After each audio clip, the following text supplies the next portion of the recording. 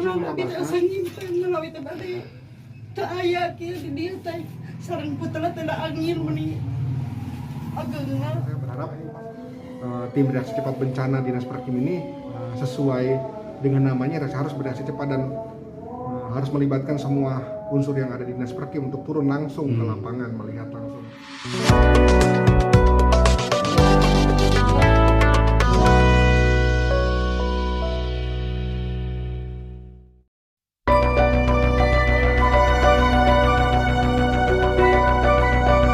Pasca terjadinya terjangan angin puting beliung di Kelurahan Cewalen, Kecamatan Garut Kota pada Minggu 3 April 2022 kemarin, anggota DPRD Garut fraksi PDI Perjuangan Yuda Puja Turnawan bersama jajaran DPC dan tim Baguna tinjau warga masyarakat yang menjadi korban terdampak dan berikan santunan paket sembako serta uang tunai.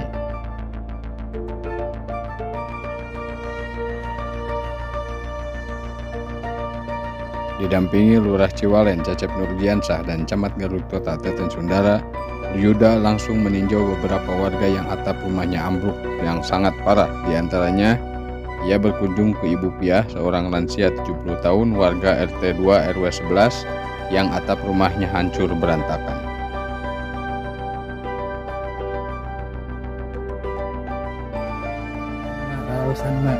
Alhamdulillah, hanya ahli sadayana sing dikasihan ieu we sing saksian ku Allah na kawasa.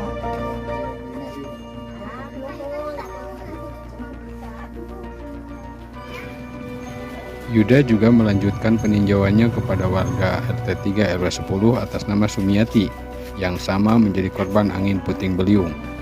Saat kedatangan Yuda dan rombongan, Sumiati yang rumahnya hancur berantakan menangis dan bercerita dengan musibah yang terjadi. Tak aya kieu di dieu teh. Sareng putra teh angin meni.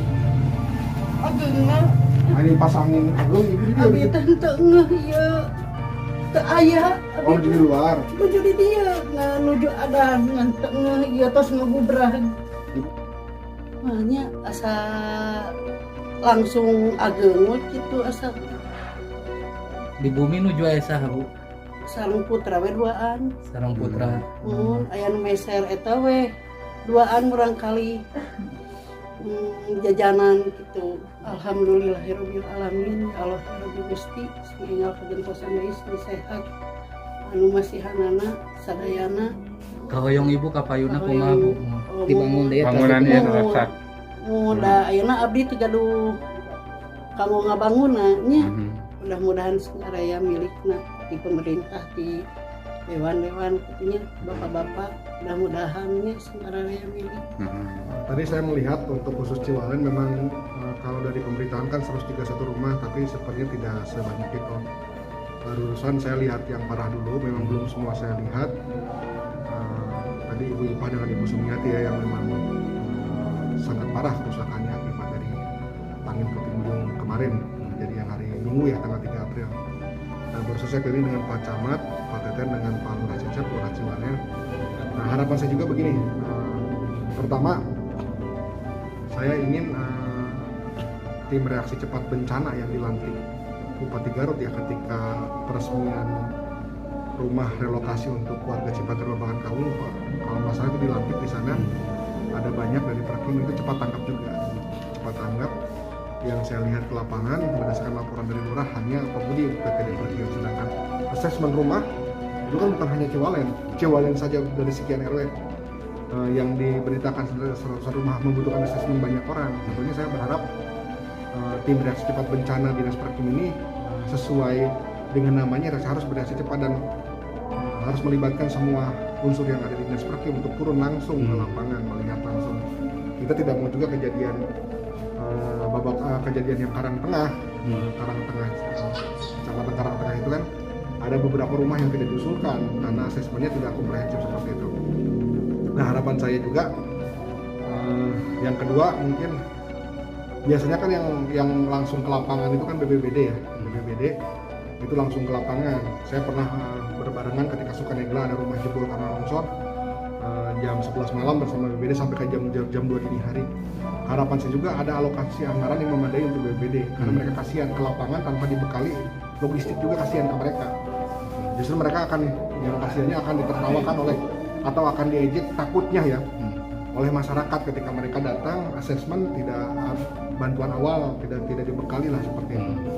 Nah, jadi harapan saya ini pemerintah daerah, bupati khususnya, bahwa Garut ini daerah rawan bencana, tentu konteks mitigasi bencana juga di sangat urgent, kemudian juga penanganan pasca bencana di luar konteks tanggap darurat ini juga harus beberapa SKPD harus dibekali logistik yang memadai. Tentunya ada alokasi belanja di tiap-tiap SKPD, terutama BPBD ya, kasihan kalau dia ke lapangan. Nah, kedua tadi saya memang menengok yang rumah sangat parah, upah di RW 11.